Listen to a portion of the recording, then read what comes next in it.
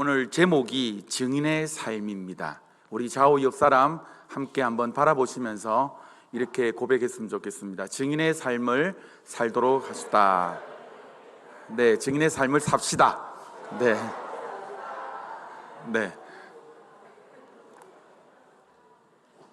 전도 축제가 이제 시작된 지 벌써 2주가 지났습니다. 이번 주 여러분들 미션이 여러분들 뭡니까? 혹시 기억하고 계세요? 팀장님들은 다 기억을 하고 계실 건데 VIP 전도 대상자들을 여러분들 어떻게 하셨습니까? 다 제출을 하시고 또한 이번 주부터 전도 물품을 팔기를 시작했습니다. 그래서 전도 물품을 구입을 하여서 여러분들 이제 VIP에게 섬기라라고 이번 주부터 이 판매가 개시가 되었는데 지금 되게 절찬리에 잘 팔리고 있습니다. 광고를 잘해서 그렇다라고 이야기를 하고 있는데 물건이 되게 좋습니다. 그래서 다음 주도 꼭 이번 주 돌아오는 주일도 물건을 계속해서 파니까는 여러분들이 싸게 구입을 하셔서 여러분들이 많은 VIP를 섬겨주시기를 부탁드리겠습니다. 혹 이런 분이 계세요. 지금 마스크팩이 마스크인 줄 알고 이렇게 사셨는데 여러분들 배곡 같은 피부가 되게 하는 마스크팩입니다, 여러분들. 그래서 혹시나 내가 좀 지금 이 환절기에 피부가 좀 푸석푸석하다라고 하시는 분들은 좀 사셔서 집에서 바르셔도 괜찮습니다. 그래서 VIP와 함께 이렇게 같이 이렇게 바르시면서 이렇게 도란도란 이야기를 나누셔도 됩니다. 여러분들 전도 축제가 다가오시면은 어떤 마음이 드십니까? 전도가 내 체질이다. 내가 가장 잘하는 게 전도이다. 내가 정말 좋아하는 것이 전도이다 라고 이야기하시는 분들은 이런 분들이 혹 있습니다. 그런데 극히 아마 드물 거예요. 정말 많이 부담된다라는 것 기정사실입니다. 여러분들도 전도 축제가 다가오고 또한 오늘 분위기상 보니까는 지금 전도에 관한 설교를 할 것 같은데 이는 설교를 들을 때마다 마음이 되게 심하게 부담이 작용할 수도 있습니다. 그런데 여러분들도 부담스럽지만 저도 부담스럽습니다. 피차 마찬가지예요. 저는 사실 설교 중에서 가장 어려운 설교 중에 하나가 무엇이냐라고 이야기한다면 전도 설교라고 해도 과언이 아닌 것 같습니다. 왜냐하면 설교는 강단에서 이러면 쉽습니다. 이렇게 하면은 됩니다. 전도는 내 안에 복음이 열정이 가득하고 그냥 이웃에게 전하면 되는 거예요. 국밥처럼 전하면 되는 거예요 라고 이야기는 막상 하지만 어때요? 실상 이게 얼마나 어려운지를 누구보다도 더 잘 알고 있기 때문입니다. 저도 한참 전도 훈련을 받을 때마다 제가 전국에 유명하다는 전도 세미나는 다 가봤고 유명하다는 전도 훈련들은 다 받아봤었어요. 그런데 전도 훈련을 받을 때마다 고민되는 거는 뭐냐면 아파트 문을 열 때마다 제발 나오지 마라. 그 마음이에요. 제발 안 만났으면 좋겠다. 그냥 전도지 하나만 받고 그냥 라고만 이야기했으면 좋겠다라는 게 똑같은 심정들이에요. 여러분들 늘 우리가 전도가 쉽다라고 이야기를 하지만은 전도가 저절로 나온다라고 이야기를 하고 있지만은 이게 참 어렵습니다. 그리고 듣는 자들도 여러분들 어떻습니까? 내가 설교를 듣고 내가 은혜를 받아서 내가 전도를 한번 해봐야 되겠다라고 늘 작심하고 또한 결단을 하지만 내가 이웃에게 전도지 하나 나눠주는 것조차 마음에 심히 부담감을 느낄 때가 되게 많이 있습니다. 이번 주 이제 고신총회에서 주관하는 전도 동력 세미나가 월요일부터 수요일까지 열렸습니다. 교육자들과 또한 이제 교인들이 함께 이 전도 동력 세미나를 참여를 했었어요. 그런데 참여를 하면서 제가 느낀 것이 무엇이냐면은 많은 교인들이, 많은 교회들이 이 전도에 목말라 하고 있구나. 부산 세계로 교회 그 송정에서 녹산에서 열렸는데도 불구하고 구미, 광주, 대구, 충청도 전국 각지에서 내가 어떻게 하면은, 우리 교회가 어떻게 하면은 전도를 좀 더 잘할 수 있을까, 이런 고민 가운데에 많은 인원들이 모였다라는 것이죠. 그런데 제가 세미나를 들으면서 제 안에 드는 생각이, 점점 제 안에 드는 생각이 무엇이냐라고 하면은 여러 가지가 나왔어요. 새가족 중심으로 재편성이 되어야 된다. 코로나 팬데믹 상황 그 이후에 교회들이 이렇게 대처를 해야 된다. 등등 수많은 전도의 전략들이 나왔지만은 사실 저는 들으면서 이게 본질적인 문제가 아니다라는 생각이 들었습니다. 전도가 어렵습니다. 그런데 어려운 사실이 여러분들 무엇일까요? 좀 더 원론적인 이 부분에 들어가 보면은 많은 사람들이 전도가 어렵다라고 이야기하는 이유 중에 하나가, 수많은 이유 중 하나가 그것이 무엇이냐, 콕 집어서 이야기를 하자면은 저는 이렇다라고 봐요. 오늘날 여러분들 많은 그리스도인들이, 아니 비기독교인들조차도 매우 빠르게 세속화의 길을 걷고 있습니다. 여러분들 다들 인정하시고 느끼고 계시죠? 여러분들이 홀리에서 여러분들이 잘 느끼시지는 못하겠지만 너무나도 여러분들 세상은 급변하게 다르게 변화되고 있다는 거예요. 그것도 나쁜 방향으로, 세속화 방향으로. 오히려 여러분들 세상 사람들이 무엇이다라고 여러분들 이야기하고 있습니까? 고백하고 있습니까? 자기들 스스로 이 세상을 보면서 말세다라고 이야기하고 있습니다. 말세다, 말세다. 천국과 지옥도 믿지 않는 것들이 말세다라고 이야기합니다.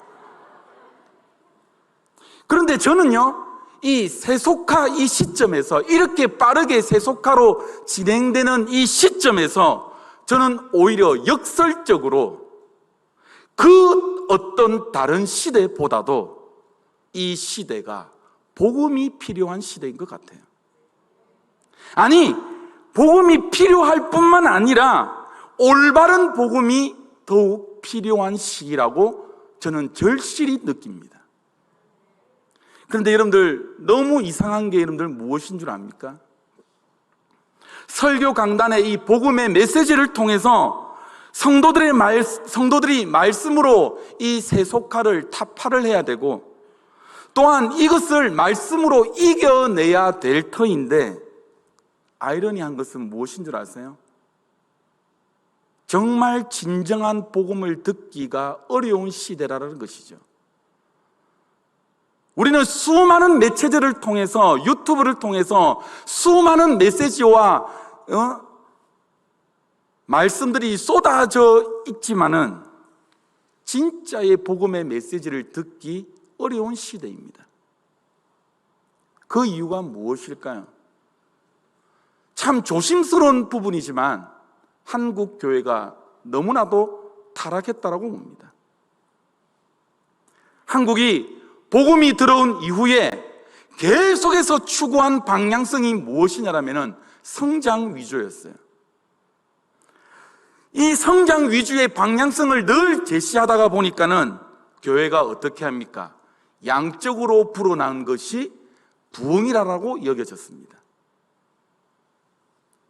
그래서 거의 대부분 교회들이 이 방향으로 흘러갔습니다. 그 결과 여러분들 어떻게 합니까? 사회로부터 엄청난 지금 비난과 욕을 들어먹고 있는 것이 바로 오늘날 한국 교회의 모습입니다. 저는 기독교를 그렇게 욕하는 것조차도 제 입에 담기가 부끄러울 정도예요. 어떻게 하다가 이 귀중한 복음이, 여러분들 싸구려 복음이 여러분들 되어버렸습니까? 여러분들 마태복음 5장에 한번 보십시오. 우리를 무엇으로 여러분들 부르셨습니까? 바로 소금과 빛으로 우리를 부르셨습니다. 이 말이 여러분들 어떤 말이에요? 우리 믿는 성도들의 역할이 여러분들 분명하다라는 거예요.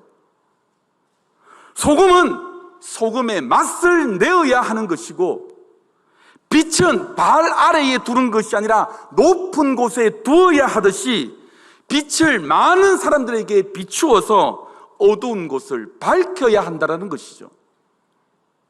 즉 예수 믿지 아니하는 사람과 우리들의 예수 믿는 사람들의 이 차이점을 보고 예수 안 믿는 사람들이 우리를 보고 뭐예요? 영적인 갈증을 유발시켜야 된다는 겁니다.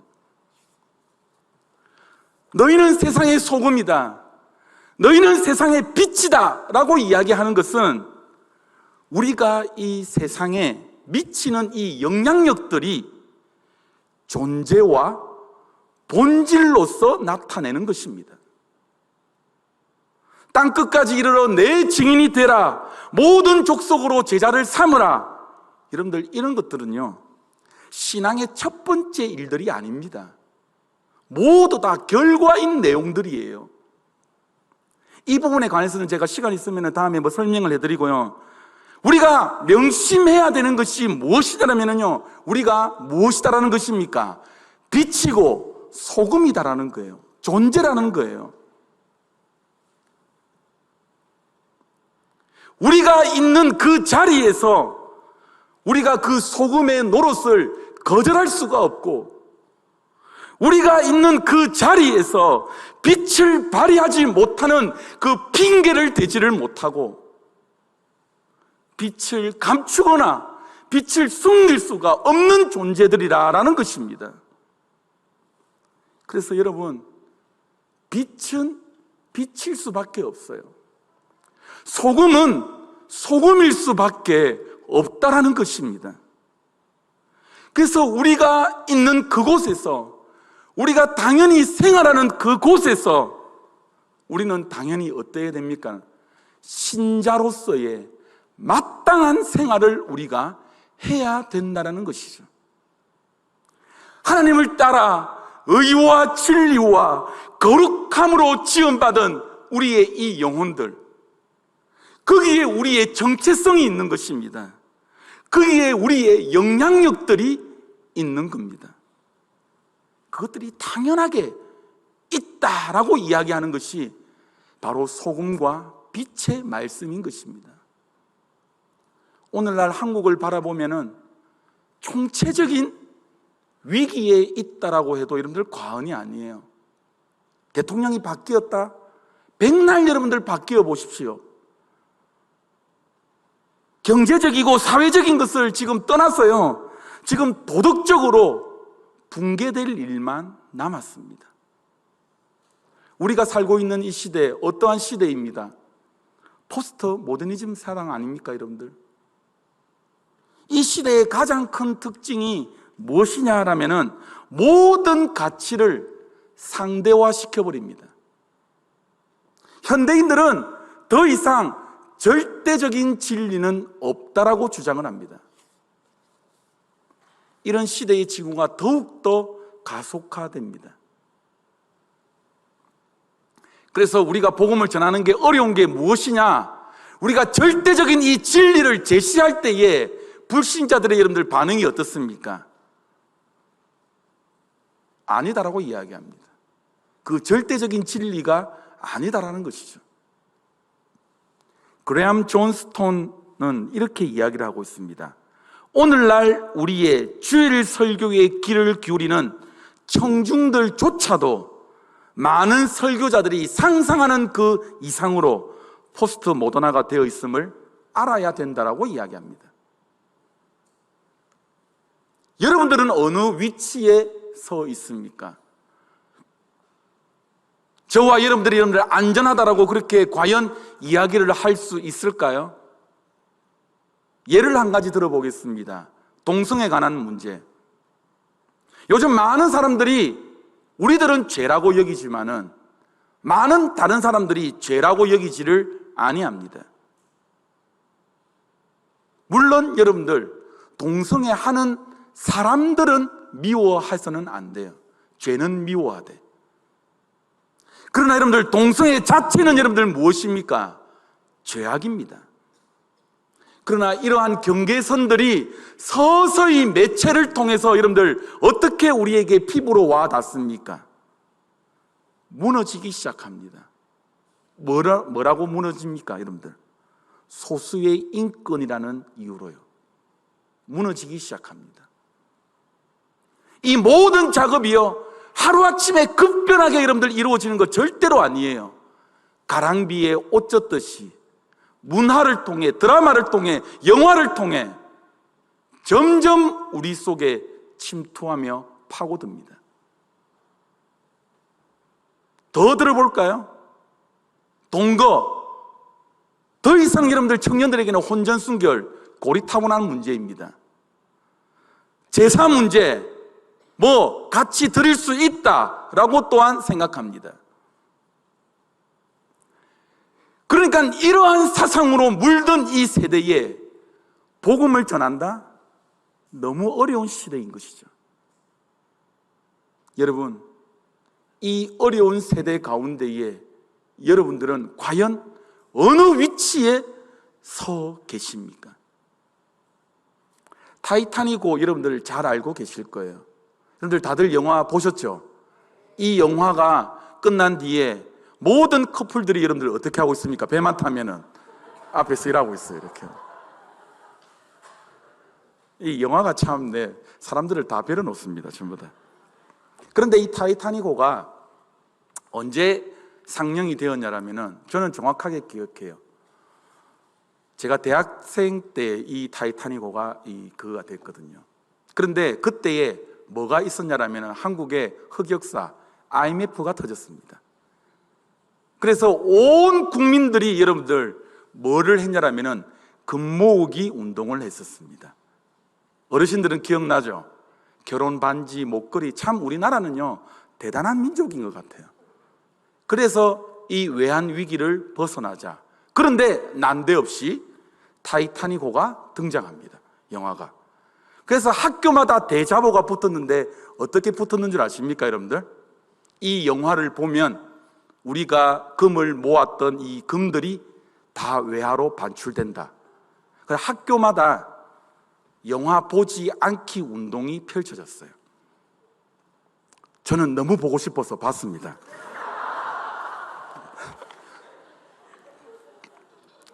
내줄 금도 없을 뿐더러 일단 재밌게 봤습니다. 그런데 이 유명한 타이타닉호, 이 침몰, 두고 화제거리였죠. 과학자들의 관심거리였습니다. 당시 타이타닉호의 별명이 여러분들 무엇인 줄 아세요? 불침선이었어요.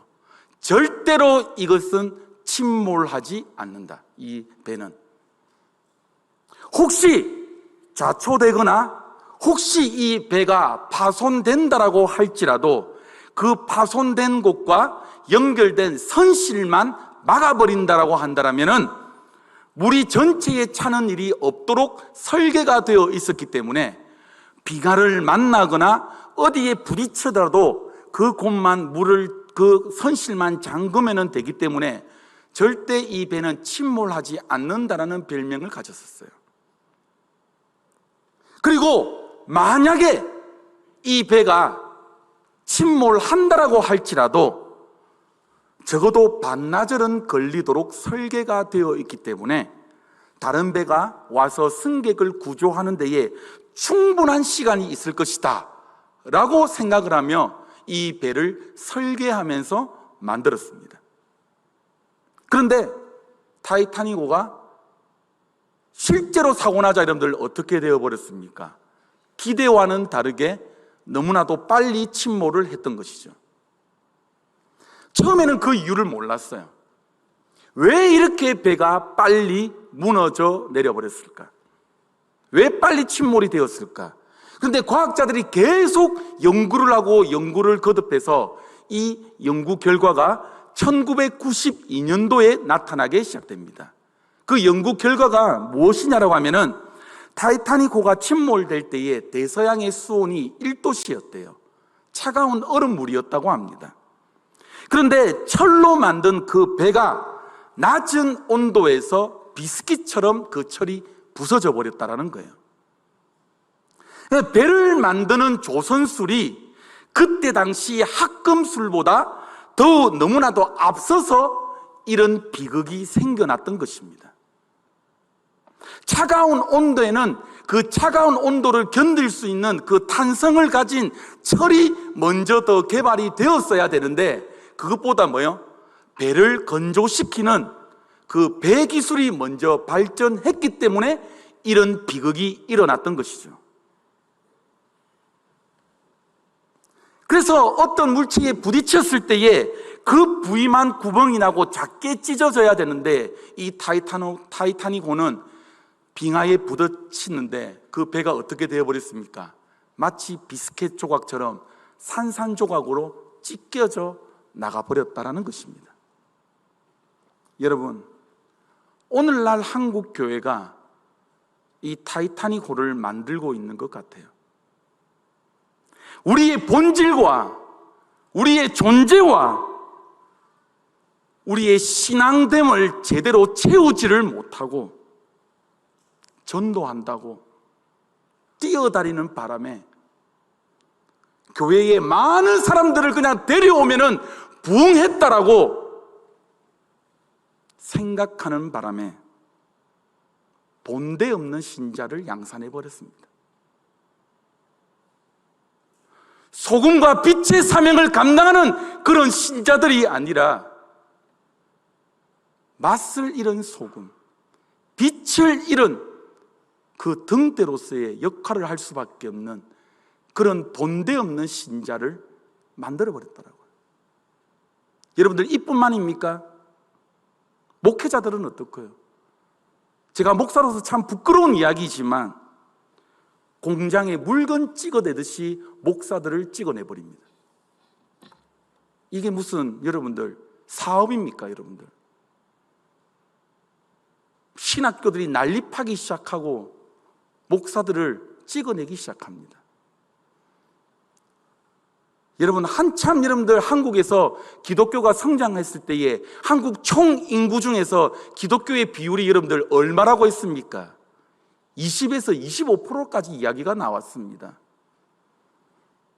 그 많은 도대체 인원들 다 어디 갔습니까? 모두들 여러분들 뭐 하고 계셨어요? 전부 실직자의 상태 아닙니까, 여러분들?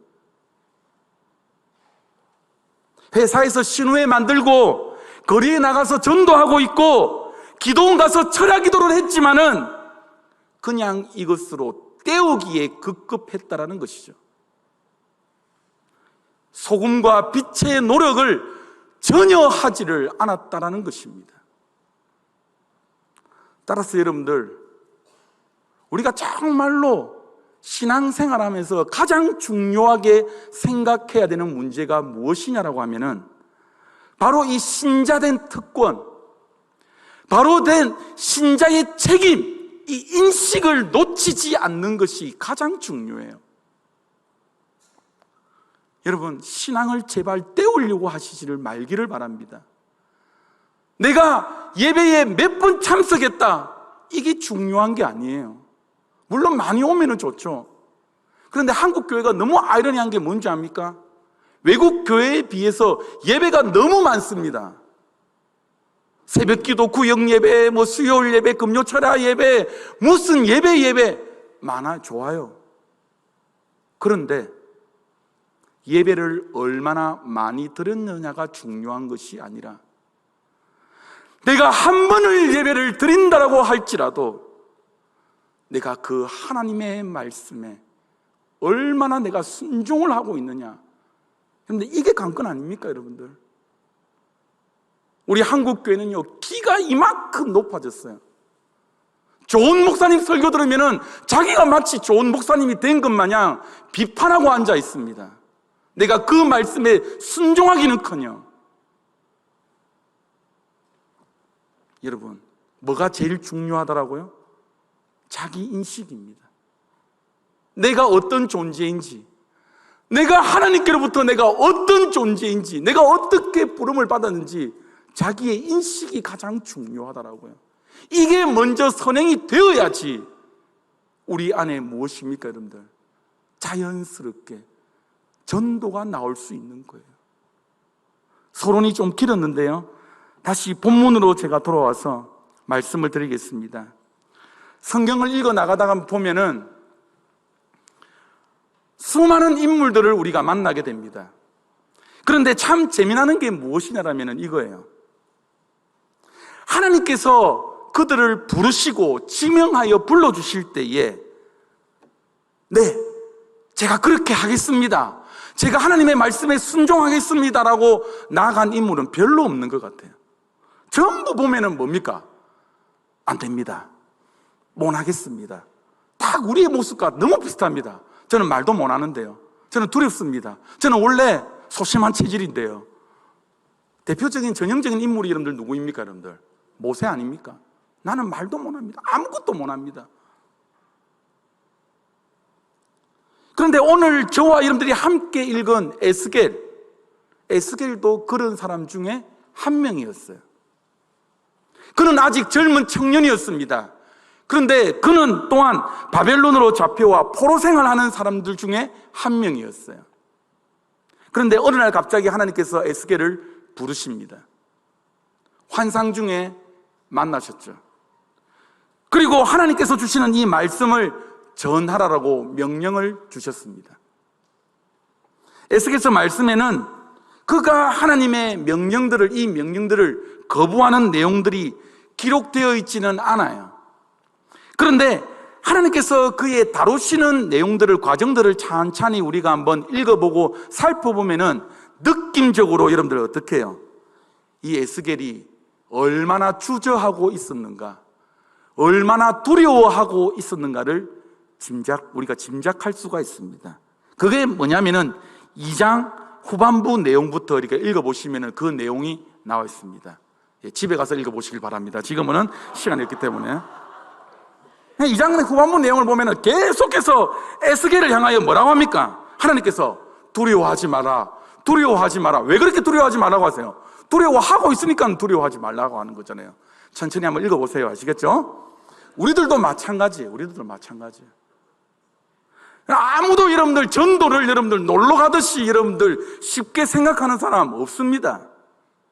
모두 다 여러분들, 저와 여러분들 마음속에 전도 어때요, 여러분들? 저도요, 전도 때마다 너무 힘듭니다, 여러분들.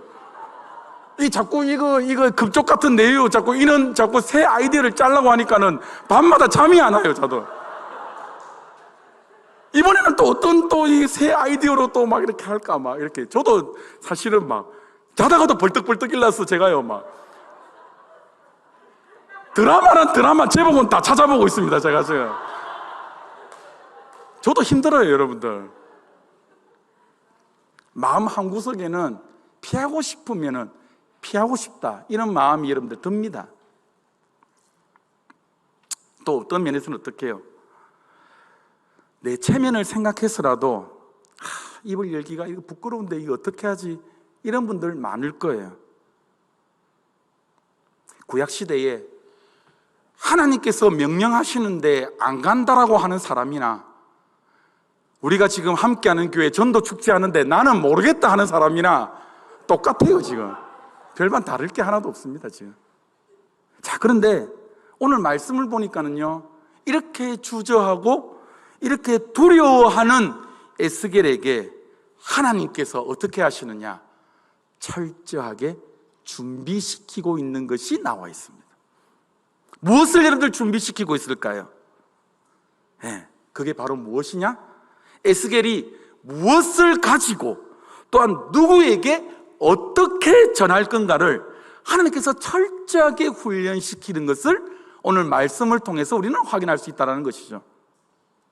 자, 첫 번째 그것이 무엇이냐라면은 우리 한번 따라해 봅시다. 하나님께서 에스겔에게 말씀을 먹도록 하셨습니다.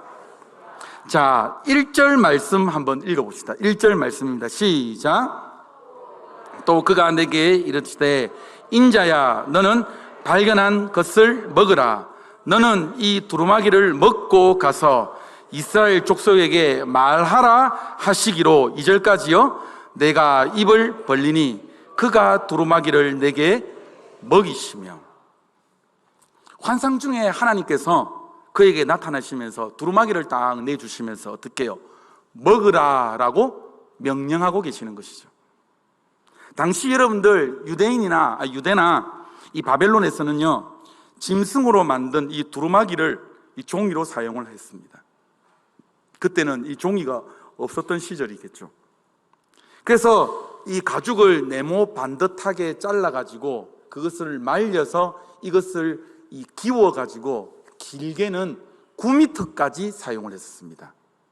네, 그래서 이거를 적어가지고 돌돌돌 말아가지고 사용을 했었는데, 대부분 두루마기는 한쪽 면만 글을 적었어요. 그런데 가끔 가다가 앞면과 뒷면을 전부 다 적는 경우도 있었습니다. 왜 앞면과 뒷면을 적느냐라고 하면은 이 저자의 의도대로가 아니고 특별히 더 첨가해서 가피를 할까봐 양면으로 빽빽하게 그냥 적어버리는 것이죠. 그런데 2장 10절 말씀 한번 보세요. 2장 10절 말씀 한번 읽어봅시다. 시작. 그가 그것을 내 앞에 펴시니 그 안팎에 뭐라고 합니까? 글이 있는데, 예. 그러니까 여러분들 이 두루마기는 지금 어떻다라는 거예요, 여러분들? 양면에 다 적혀져 있다라는 거예요. 그러니까 이 뜻은 뭐라고, 여러분들? 그 어느 누구도 더 가감하지 못하도록, 예. 양쪽으로 적었다라는 것이죠. 그런데 하나님께서 1절 말씀을 보니까 이 에스겔에게 이 두루마기를 먹으라라고 명령하십니다. 그런데 여러분들, 환상 중에 절대 여러분 실제로 일어난 일 아닙니다. 여러분들도 착각하지 마십시오. 분명히 환상입니다. 그런데 환상 중에 하나님께서 주신 이 두루마기가 어떻게 해요? 배 안에 가득했죠. 그러니까 이 두루마기 맛이 여러분들 어땠다고 합니까? 꿀송이처럼 어때요, 여러분들? 예, 그게 3절 말씀입니다. 함께 한번 읽어봅시다. 3절입니다. 시작. 내게 이르시되 인자야, 내가 내게 주는 이 두루마기를 내 배에 넣으며 내 창자에 채우라 하시기에 내가 먹으니 그것이 내 입에서 달기가 꿀 같으라. 왜 여러분들 하나님께서 에스겔에게 이 두루마기를 여러분들 먹으라고 하셨을까요? 이 의미를 깨닫는 게 매우 중요해요. 두루마기를 먹는 거는, 발음이 잘 안 된다. 두루마리를 먹는 거는 뭐예요? 기록된 하나님의 말씀을 어떻게 해요, 여러분들? 먹는 거와 같습니다. 그러니까 식탁에 있는 음식을 보고 와우 잘 차려놨다, 내가 배부르다, 이게 아니라 어떻게 해요? 잡채도 먹어야 되고, 맞죠? 네, 또 뭡니까? 또 제가 좋아하는 거는 간장게장도 먹어야 되고, 다 이래 먹어야지 뭡니까, 여러분들? 내 몸에 살과 피가 되듯이 어때요? 이 말씀이 먹어서 내 것이 되어야지 어떻게 되는 겁니까, 여러분들? 내 생각과 내 감정과 내 의지가 여러분들 어떻게 된다라는 겁니까? 하나님의 말씀에 사로잡히게 된다라는 거예요. 이거가 무엇이냐? 자기 내면화 작업입니다. 그래서 두루마기를 먹는 이 행동은 먼저 내가 말씀을 통해서 어떻게 해요? 내가 먼저 어떻게 된다라고, 여러분들? 은혜를 받아야 된다라고. 하나님의 말씀에 먼저 내가 사로잡혀야 된다라고요. 내가 전도자가 되기 전에 내가 무엇을 해야 된다? 하나님의 말씀에 충분하게 그 말씀에 사로잡혀야 된다라는 겁니다. 내가 먼저 하나님의 말씀을 먹어서 내 안에 가득 채워야 되는 것이고, 그 말씀이 정말 꿀송이처럼 달아서 남들에게 전해야 된다는 것이죠. 그런데 여러분들 한번 상상을 해보십시오. 하나님께서 에스겔에게 지금 전하라고 하는 이 말씀, 어떤 말씀이었을까요? 듣기 좋은 말씀이었을까요? 아닙니다. 그 두루마리 앞뒤에는 어때요, 여러분들? 애가와 애곡과 재앙의 말밖에 없습니다. 20장 10절 말씀 다시 한번 읽어봅시다. 어떤 말들이 기록이 되어 있는지. 2장 10절입니다. 시작. 그가 그것을 내 앞에 펴시니 그 안팎에 글이 있는데 그 위에 애가와 애곡과 재앙의 말이 기록되어 있더라. 하나님의 심판의 이야기로 가득 찼다라는 것이죠. 그런데 신기하지 않습니까? 에스겔이 그 심판에 가득한 말씀을 먹었는데 맛이 어떻다라고 여러분들? 달다고요. 이 말은 여러분들 어떤 말인 줄 압니까, 여러분들? 설교 강단에서 여러분들 여러분들이 잘 사십시오. 그러니까 견책의 말이 들어가고 여러분들 똑바로 사십시오. 그렇게 하면은 하나님께서 화가 임합니다. 이런 말들이 막 가는데 여러분들 어떻게 해요, 여러분들? 할렐루야. 내게 화가 임한다니요. 꿀송이처럼 정말 답니다. 하나님께서 나를 버리시 아니하셨군요. 이 말씀이에요, 여러분들. 이해가 되세요, 여러분들? 왜 이런 반응입니까? 이제 뭐 이렇게 이제 말씀이 이제 다니까는 이제 해도 되겠죠, 이렇게.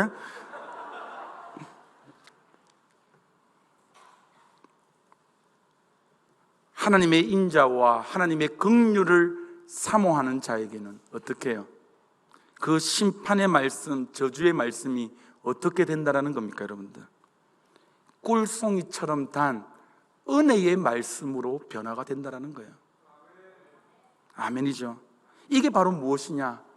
로마서 1장에서 이야기하는 이방인처럼 내버려 두지 아니하는 그 은혜, 하나님께서 나를 간섭하시는 그 은혜, 정말 하나님의 그 뜻을 깨달을 때에 정말 나에게는 그 쓰디쓴 말씀이지만 이 말씀이 내게는 어떻게 된다라고요? 꿀송이처럼 달게 느껴진다라고. 우리도 여러분들 마찬가지예요. 우리가 세상에 나아가서 복음을 먼저 전하려고 하면은 먼저 이 에스겔처럼 여러분들 어떻게 해야 됩니까? 이 복음을 먹어야 되는 것이죠. 우리가 늘 성경을 묵상하고 있지만 정말 여러분들 이 말씀이 꿀송이처럼 답니까? 달아요, 정말? 세일장들이 계속 묵상했나고 체크하니까 좀 그만 좀 체크하십시오. 내 알아서 합니다, 좀. 여러분들 이런 반응 아니에요. 여러분들 이 성경의 주제가 무엇입니까? 창세기부터 요한계시록까지 여러분들 꿰뚫는 여러분들 주제가 뭐예요? 예수 그리스도 아닙니까? 그 예수 그리스도가 나에게 어떤 일을 행하셨는지, 그 십자가의 사건이 나에게 어떤 의미를 가지고 있는지, 죄와 사망의 권세를 이기시고 그 부활하신 그 영광스러운 주님이 나에게 어떤 의미가 있는지, 이 모든 말씀들이 성경에 기록이 되어 있는데, 누구든지 예수 그리스도를 믿으면은 구원함을 얻고 영생을 얻는다라고 기록이 되어 있는데, 이 엄청난 언약과 약속이 기록되어 있는데 우리는 너무 괄시하지 않습니까? 너무 여러분들 무시하고 있지는 않으세요? 하나님의 말씀이 비록 심판과 저주를 가득 담고 있다라고 할지라도 하나님을 사모하는 자에게는 어때요? 꿀송이처럼 변하는 역사가 여러분들 일어난다는 것입니다. 그래서 여러분들 이 영광스러운 복음 우리가 날마다 먹어야 되는 것이죠. 질문을 드릴게요. 하나님의 사랑을 묵상할 때마다 정말로 행복하십니까? 만일 행복하면 우리는 하나님의 복음을 먹은 사람들입니다. 그 복음의 단맛을 아는 사람입니다. 나를 사랑하사 나를 위하여 자기의 몸을 버리신 그 예수님의 십자가만 생각하면은 나의 가슴이 뜨거워옵니까? 그러면 십자가의 말씀을 먹은 사람들이에요. 말씀의 단맛을 아는 사람이에요. 내가 죄 용서 받았다라는 이 사실을 순간순간마다 확인할 때마다 알 수 없는 힘이 나에게 솟구쳐 오르십니까? 그 사람은 하나님의 말씀을 먹은 자들입니다. 이렇게 한 자들만이 내가 이 말씀이 너무 좋기 때문에 이 말씀을 자연스럽게 어떻게 해요? 전할 수밖에 없는 거예요. 제가 교인들에게 어떤 소문이 났는지 맛집을 많이 안다라는 소문이 있습니다. 그래서 어느 동네만 가도 제게 종종 이런 전화가 옵니다. 목사님, 제가 연산동입니다. 연산동 맛집이 어디 있습니까? 제가 기장에 카페를 가는데요, 어떤 카페가 요즘 핫플레 있습니까? 좋아요. 많이 물어보십시오. 저도 열심히 찾겠습니다. 우리가 맛있는 곳, 우리가 정말로 유명한 곳을 우리가 사모하며 우리가 찾아가듯이 정말 여러분들이 하나님의 이 말씀을 얼마나 사모하며 꿀송이처럼 달게 여러분들 느끼시겠습니까? 하나님께서 에스겔을 먼저 보내시기 전에 이 작업부터 여러분들 하고 계시는 거예요. 사랑하는 함께하는 교회 성도 여러분, 날마다 여러분들 어떻게 여러분들 말씀을 읽으시면서 십자가 앞으로 나아가시기를 주님의 이름으로 축복드립니다. 두 번째로는요, 7절 말씀을 한번 읽어봅시다. 하나님께서 에스겔에게 어떻게 하셨느냐, 한번 먼저 읽기 전에 한번 따라해 봅시다. 하나님께서는 에스겔에게 담대한 마음을 갖도록 해주셨습니다. 7절 말씀 한번 읽어봅시다. 시작. 그러나 이스라엘 족속은 이마가 굳고 마음이 굳어 내 말을 듣고자 아니하리니 이는 내 말을 듣고자 아니함이라. 그 다음에 8절 9절까지 같이 한번 읽겠습니다. 시작. 보라, 내가 그들의 얼굴을 마주 보도록 내 얼굴을 굳게 하였고 그들의 이마를 마주 보도록 내 이마를 굳게 하였을 때 내 이마를 화석보다 굳은 금강석 같이 하였으니 그들이 비록 반역하는 족속이라도 두려워하지 말며 그들의 얼굴을 무서워하지 말라 하시니라. 아멘. 이스라엘 백성들이 워낙 마음이 독한 백성들이었어요. 구약을 보면서 여러분들 알 수 있지 않습니까? 읽어보면은 원래 이 본성이 이 강팍한 민족들이었어요. 이 소 힘줄, 이 찔긴 것처럼. 그래서 남의 말을 잘 안 듣는 경향이 있었어요. 그런데 이런 백성에게 하나님께서 어떻게 합니까? 에스겔을 보내십니다. 그리고 11절 말씀을 보면 그들이 듣든지 아니 듣든지 그들에게 고하여 이르기를 주 여호와의 말씀이 이러하다 하라 하시더라. 뭐랍니까 여러분들? 그들이 듣든지 안 듣든지 상관없다 이거예요. 무조건 전해라. 그런데 에스겔이 어떻게 합니까? 소심해서 난 못하는데요. 그러니까는 뭐라고 이야기합니까? 너의 얼굴을 어떻게 해버리겠다? 지금 우리 읽었잖아요. 어떻게 하겠다 여러분들? 내 이마를 어떻게 해요? 화석보다 굳은 금강석같이 하였습니다. 이게 뭐예요? 우리말로 쉽게 표현하자면 얼굴에 철판 깔아주겠다 이 말입니다. 뻔뻔하게 만들어주겠다 이 말입니다. 대단하지 않습니까 하나님? 이 소심한 자가 막 뻔뻔하게 만들어주겠다 이 말이에요. 하나님께서 지금 에스겔의 얼굴을, 에스겔의 마음을 어떻게 해요? 철판같이, 화강석같이 해주시겠다고는. 아멘이죠. 이렇게 유약한 에스겔을 얼굴에 철판을 깔고 강심장인 전도인으로 변화시켜버리는 거예요. 아멘입니까?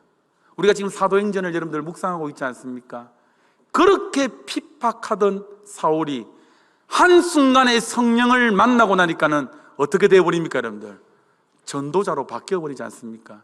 그래서 신앙은요, 내가 무엇을 한다가 아니에요. 하나님께서 우리에게 하신 일들을 우리가 바라보는 거예요. 우리가 말한다, 하나님께 자꾸 한다가 아니에요. 하나님께서 행하실 일들을 바라봐야 되는 거예요. 우리가 맡길 뿐이고. 그냥 우리가 뒤돌아보니까는, 아, 하나님, 이렇게 하셨군요. 우리는 말씀에 어떻게 합니까, 여러분들? 순종하며 한 걸음 한 걸음 나갈 수밖에 없는 것이 그거예요. 그게 여러분들 무엇이냐? 믿음이라는 것입니다. 원고가 뒤에 되게 많이 남았는데 하다 보니까 시간이 점점 이렇게 많이 가버렸습니다. 아멘? 확 줄여버리겠습니다. 어떻게 줄이지 이걸 갖다가. 자, 되게 지금 이제 마음이 복잡한데 어떻게 일단 에스겔에게 지금 전하라고 하는 말씀 또 어떻게 되느냐? 회개를 강조하면서 그들이 결코 듣기 싫어하는 말, 너희들은 이제 앞으로 70년 동안 바벨론에서 너희들 살아야 된다. 예루살렘에 돌아간다는 것 헛된 꿈 꾸지 마라. 여러분들 이거를 전할 때 여러분들 에스겔의 마음이 여러분들 어땠을까요? 과연 이러한 약속들이 그 사람들 귀에 들어오겠습니까, 여러분들? 뭐라고? 우리는 돌아가야 되는데 70년이나 더 기다려야 된다고? 그럼 도대체 내가 나이가 몇이야, 내가 지금? 그럼에도 불구하고 하나님께서 뭐라고 말씀합니까? 에스겔에게 가서 어떻게 해요? 전하라고 말씀합니다. 여러분, 우리가 복음을 전해야 됩니다. 그런데 세상 사람들이 이 복음을 듣기 좋아하느냐? 라고 묻는다라고 한다면 아마도 우리는 모두 아니요 라고 이야기할 겁니다. 아마 여러분들 예수 믿으라 좋아하는 사람 그렇게 많지 않을 것 같아요. 지금 제가 듣는 제보상으로는 구서역에 신천지가 아예 판을 깔았다 합니다. 지금 심리를 봐준다, 있지 않습니까?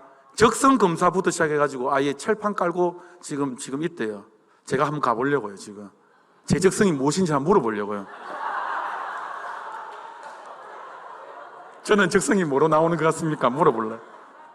혹시 막 고치고 막 이런 거 안 나오겠죠, 막. 예수 믿는 사람들에게는 예수님의 그 십자가와 이 부활이 기쁜 소식이지만 세상 사람들에게는 관심도 없어요. 기쁜 소식도 아닙니다. 도리어 우리의 감정을 상하게 하고 기분을 나쁘게 합니다. 그런데 우리가 가져야 될 마음 자세가 뭡니까, 여러분들? 에스겔과 같이 어떻게 해요? 담대한 마음을 주십시오. 얼굴에다가 이 철판을 깔 수 있는 얇은 철판 안 됩니다, 주님. 아주 두꺼운 철판이 돼야 됩니다. 아멘이죠? 이 몇 주 안 남았잖아요, 지금. 한 달은 이 두꺼운 철판을 나에게 허락하여 주십시오. 이거를 여러분들 기도하며 나가야 되는 거예요. 우리가 사람을 대할 때, 내가 좀 창피스럽습니다. 아파트 문 안 열리면 좋겠어요. 내 친구가 제발 그만해라 이야기 안 했으면 좋겠습니다. 한마디 전했는데 그래 기다렸다 했으면 너무 좋겠습니다. 그런데 그런 경우 잘 없어요. 사도행전 1장 8절 말씀 우리가 너무나도 잘 아는 말씀입니다. PPT 준비되어 있어요. 함께 읽어보시겠습니다. 시작.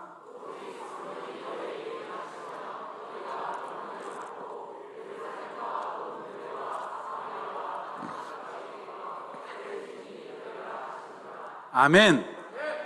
여기 사람들 권능이 뭡니까? 바로 담대함입니다. 담대함. 성령의 권능은요, 담대함과 여러분들 직결이 됩니다. 여러분들 성령 받으셨습니까? 아멘이죠? 그러면 우리가 자연스럽게 어떻게 해요? 에스겔처럼 담대함이 있는 것이죠. 사도행전 4장에 보면은 여러분들 묵상해서 알다시피 예루살렘에 핍박이 일어납니다.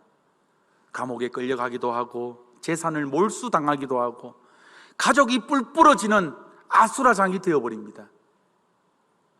이런 어려운 핍박 속에서 몇십 명의 성도들이 다락방에 모여서 밤중에 하나님 앞에 부르짖을 때에 어떤 일이 일어나느냐?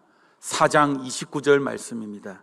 함께 한번 읽어봅시다. 시작. 주여 이제도 저희의 위협함을 굽어보시옵고 또 종들로 하여금 담대히 하나님의 말씀을 전하게 하여 주시오며. 아멘입니까?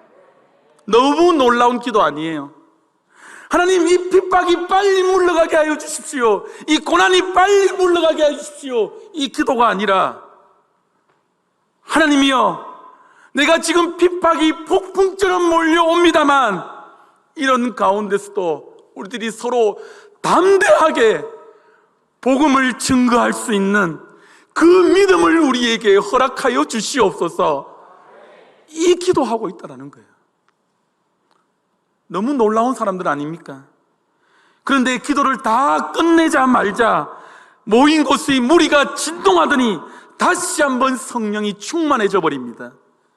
그리고 다시 나가서 담대히 하나님의 말씀을 전하는 것이죠.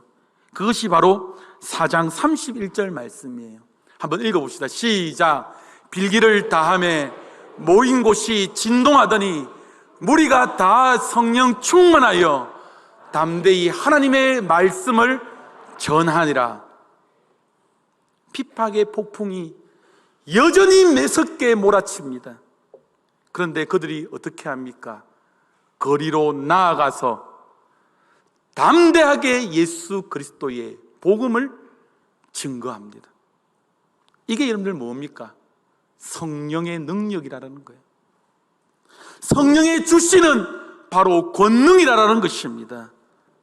성령이 바로 이처럼 우리를 어떻게 하느냐? 담대하게 만든다라는 것이죠.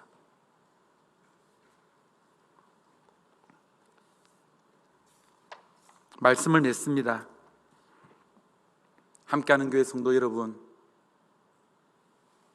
저와 여러분들이 예수를 믿어서 무엇이 달라졌어요? 과연 무엇으로 저와 여러분들이 신자된 표를 분명히 하고 있습니까? 오늘 말씀을 잘 기억하시면서 자기 자신들을 한번 확인해 보십시오. 내가 과연 예수를 믿어서 무엇으로 변화가 되었고, 내가 세상 사람들에게 나의 존재를 어떻게 드러내고 있는가? 내가 정말 소금과 빛의 사명으로 내가 감당하고 있는가? 그리고 이 전도 축제를 맞이하면서 저와 여러분들이 함께 가야 될 이 금쪽 같은 내 이웃이 누구인지를 한번 고민해 보시기를 바랍니다. 내가 정말 이 역할을 감당하고 있는가? 내가 정말 이 복음을 내가 담대히 전할 수 있는 그런 사람인가? 전도 축제 기간을 맞이하여서 여러분들, 우리가 깊게 고민해야 되는 부분이 여러분들 무엇이에요? 가장 좋은 전도 방법이 무엇입니까? 제가 설교 서두에도 이야기했듯이 믿지 아니하는 자에게 갈증을 유발시키는 거예요. 저 함께하는 교회는 도대체 누구이기에? 저 사람들이 믿는 예수는 과연 무엇이기에?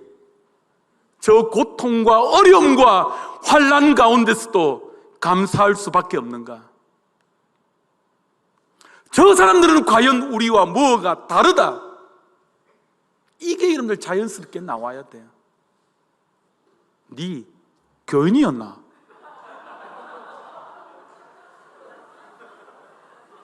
곤란합니다, 여러분들. 곤란해요. 진짜 곤란해요. 우리가 이 전도 기간 동안 하나님께서 어떻게 행하실지 아무도 모릅니다. 아멘이죠. 우리가 여러분들 하나님보다 앞서서 먼저 생각하지 마세요. 우리는 단지 도구에 불과합니다. 듣든지 아니 듣든지 그거는 어때요, 여러분들? 하나님의 영역이에요. 우리는 어떻게 해요? 순종하며 나아가면 됩니다. 순종할 때에 우리가 불신지옥 천당, 예수 천당 불신지옥 했을 때에 반응이 일어나는 사람이 있고, 또 어떻게 화가 나는 사람이 있을 수 있고, 우리가 뭐예요? 마스크팩 사줬는데 그 마스크팩 하나에 감동받아가 올 수 있는 사람도 있고, 또 뭡니까? 그거 무슨 차예요? 갑자기 생각이 안 난다. 아로니아 먹고 너무 감동받아서, 실제로 그런 일이 일어났어요. 지난 교회에서 식혜가 너무 맛있었어요. 여러분들 교회 등록하신 분이 계세요. 1일 전도대에서. 도대체 이 교회는 식혜를 얼마나 잘 끓입니까? 그 식혜의 비법을 배우고자 교회에 왔습니다. 진짜예요, 진짜. 하나님께서 어떠한 다양한 방법으로 그 VIP를 오게 할 줄 모릅니다. 아멘이죠. 우리는 기도할 뿐이에요. 다시 한번 당부드립니다. 내가 얼마나 복음으로 무장되어 있는가, 내가 하나님의 말씀에 내가 얼마나 사로잡혀 있는가, 내가 이 복음을 얼마나 내가 귀중하게 여기는가. 저와 여러분들 삶 가운데에 가장 우선순위로 새기기를 주의 이름으로 축원드립니다.